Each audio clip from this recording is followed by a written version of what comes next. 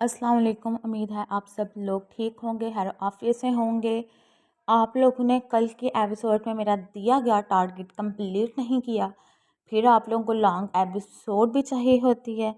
इस तरह तो फिर नहीं चलेगा। अगर मैं आप लोगों को एपिसोड लॉन्ग लिख के दूँ, आप लोग रिस्पांस अच्छा ना दें, सिर्फ 120 लाइक्स का टारगेट था जो कंप्लीट नहीं हुआ। इतना बड़ा टारगेट नहीं था। अगर 1400 व्यूज़ आए हैं और उनमें से अगर 120 का मैंने टारगेट दे दिया तो वो बहुत बड़ा टारगेट नहीं था। खैर, अब एपिसोड आप लोगों के टारगेट पे डिपेंड किया करेगी, आप लोगों के रिस्पांस पे डिपेंड किया करेगी। जितना रिस्पांस होगा उतनी ही लॉन्ग एपिसोड होगी। और आज की एपिसोड कैसी लगी कमेंट करके ज़रूर बताएं। और जिन लोगों ने अभी तक मेरा चैनल सब्सक्राइब नहीं किया वो सब्सक्राइब करें, वीडियो को लाइक करें, शेयर करें और टारगेट ज़रूर कंप्लीट करें अगर कल एपिसोड चाहिए तो। ब्रो, मुझे यूनिवर्सिटी छोड़ दें।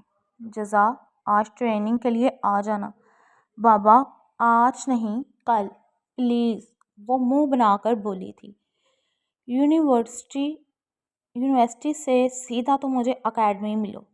वो अपनी बात कहता उठ गया था। आइजल, आज के बाद आप गाड़ी रास्ते में नहीं रोकेंगी। कुछ भी हो जाए, कॉलेज से सीधा आपको घर आना है। डैड, मैं नहीं रोकी कहीं भी। कल आपको कॉलेज के बाद रास्ते पे स्टॉल के पास देखा गया है। उसका सहज लहजा सुनकर उसकी आंखों में आंसू आए थे। हमज़ा, तुम आज जल्दी आ जाना। अच्छा। वो सर हिला गया था। बाबा, मैं सच में सिर्फ कल अंकल को कहा था मुझे गोलगप्पे ला दें, तो आप अंदर बैठी रहती। आइजल बाहर क्यों निकली थी? वो उसके आंसू साफ करता, उसके सर पे बोसा देता है। सॉरी, वो अपनी उंगलियां मरोड़ते हुए बोली थी। अच्छा, कोई बात नहीं, आइंदा ख्याल रखना। वो गहरा सांस लेकर हेज़ल को इशारा करता उठ गया था।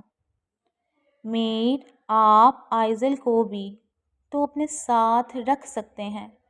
जैसे इज़्ज़ा और जज़ा को ट्रेनिंग दी जा रही है, वो इसकी बात सुनकर उससे अपने हिसार में लेता है। जाना, वो बिल्कुल तुम्हारी कॉपी है। वो उसकी थोड़ी छू कर बोला था। सब बहादुर हैं, लेकिन वो छोटी छोटी बातों पे रो पड़ती है, बिल्कुल तुम्हारी तरह। वो इसकी नम आंखों पे लब रख के बोला था।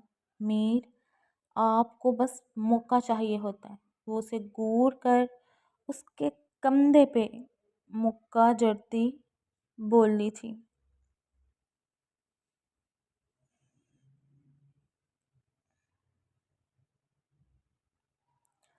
वो इसकी बात पे कहका लगाकर उसके गाल पे झुका था।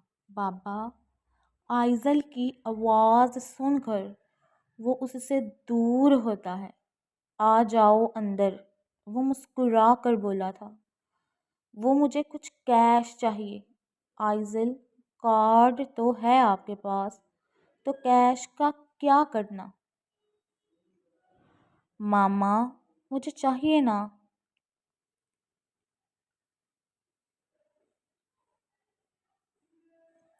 वो उसे हग करती लाड से बोली थी।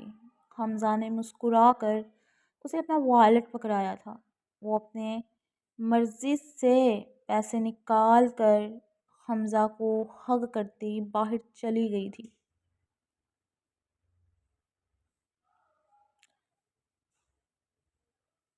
मैं आपको कुछ कह रही थी।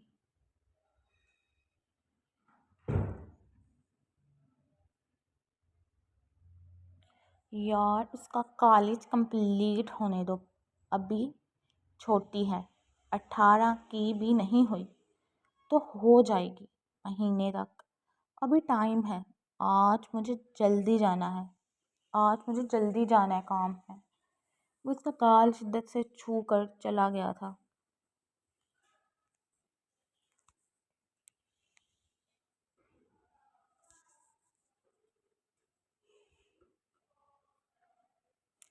بھائی آپ نے مجھے یونیورسٹی چھوڑنے جانا بھی ہے یا نہیں؟ جزا نے پہنچ جانا ہے مجھ سے پہلے، تو ڈرائیور ساتھ چلی جاؤ، مجھے سونے دو، اوکے؟ بابا کو بتاتی ہوں، یہ بابا کے ڈراوے مجھے نہ دیا کرو، وہ کشن اس کی طرف پھینک کر بولا تھا۔ یہ بھی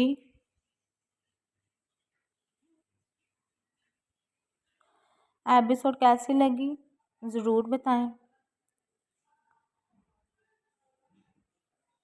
یہ بھی بتاؤں گی بابا کو، وہ منہ بناتی باہر نکل گئی تھی۔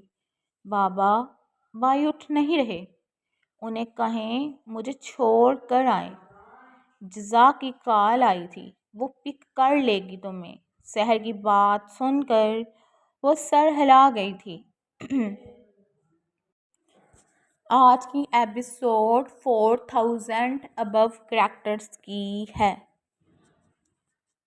ویسے میں نے یہ بھی نہیں تھی دینی، پھر میں نے سوچا دے دیتی ہوں۔ کیا سوچ رہی ہو؟ وہ اسے اپنے حصار میں لے کر بولا تھا۔ عاشر وہ کب تک ملے گا؟ وہ ملے گا پھر کیا ہوگا؟ وہ اسے گور کر پوچھتا ہے۔ آپ اس سے ملنا نہیں چاہتے؟ نہیں، اس کا یک لفظی جواب سن کر وہ خاموش ہو گئی تھی۔ اور اگر میں ملنا چاہوں تو؟ آج تک میں روکا تمہیں کسی بات سے؟ وہ اس کے ماتھے پہ لب رکھ کے بولا تھا۔ اف، آپ لوگوں کا اگر رومانس ختم ہو گیا ہے تو مجھے کالج چھوڑ آئیں۔ عریشہ کی آواز سن کر وہ مسکراہٹ دبا کر تانیہ سے الگ ہو کر اسے دیکھتا، جو آنکھوں پہ ہاتھ رکھ کے کھڑی تھی۔ آپ کی بیٹی بہت ڈرامے باز ہے۔ تانیہ اس کے سر پہ چپٹ لگاتی باہر چلی گئی تھی۔ چلیں بیٹا جی آئیں، آپ کو میں کالج ڈراپ کروں، پھر مجھے آفس بھی جانا ہے۔ اوکے بابا جی چلیں، وہ مسکراہٹ دبا کر بولی تھی۔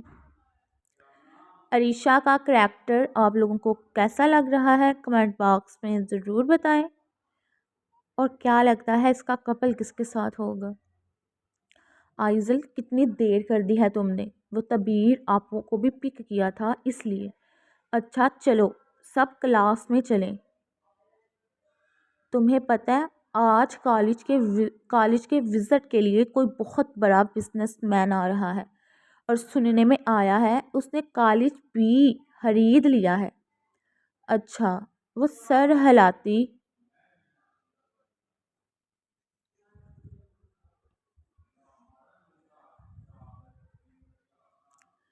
اس کے پیچھے کلاس میں داخل ہوئی تھی۔ ایک تو آئزل تم بہت بورنگ ہو، وہ اپنی سیٹ سنبھالتی منہ پھیلا کر بولی تھی۔ اس کی بات سنتے آئزل مسکرائی تھی۔ پرنسپل کے روم میں داخل ہوتے ہی سب سیدھے ہو کر بیٹھ گئے تھے۔ اتنے میں جب ویسے میں اسکول پڑھتی تھی نا، ہماری پرنسپل بہت زیادہ سخت ہوتی تھی۔ اتنے میں سب کی نظریں دروازے کی طرف اٹھی تھی، جہاں سے وہ بلیک پینٹ کوٹ میں ملبوس ایک ہاتھ میں موبائل پکڑے اندر داخل ہوا تھا۔ اس کے پیچھے 3 لوگ سوٹ میں ملبوس تھے۔ السلام علیکم اسٹوڈنٹس، میں آئس پاشا انڈسٹری کا آنر۔ آج جو مقام پہ آپ لوگ ہیں، ایک دن میں بھی اس مقام پہ تھا، لیکن اتنی آسائشیں مجھے نہیں ملی۔ میں آج جس مقام پہ ہوں اپنی بدولت ہوں، اپنی محنت کی وجہ سے ہوں۔ اور آج میں اپنی محنت کی وجہ اس قابل ہوا ہوں کہ اس شہر کا ہر سکول خریدنے کی حیثیت رکھتا ہوں، اور میں یہ سب آپ سے بھی توقع کرتا ہوں کہ آپ لوگ بھی محنت کریں گے، کیونکہ مجھے